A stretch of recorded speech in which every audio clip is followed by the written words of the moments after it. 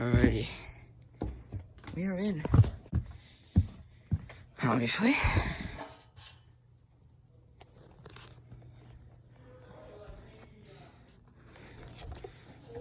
What's a thing of glue?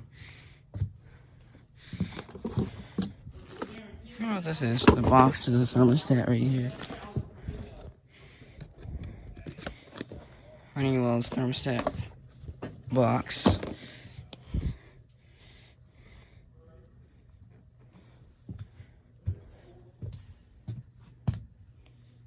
Okay. Here's the thermostat to one of those Lennoxes, the Honeywell Pro Series. Here's another Lennox furnace. This time it has the manual and everything. Oh crap.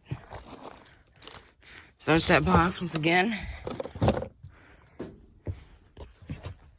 Lennox logo right there. And once again, it looks horrible, but it does the job. It gets the job done. Okay. The unit is over there, so it goes right to it. Where is the zone? Alright, here it is. Yeah, I think it's interesting how this neighborhood, instead of having 2 units, they instead have been putting one big unit for both floors with zoning. I think that's an interesting design choice. It's a good choice. It's different.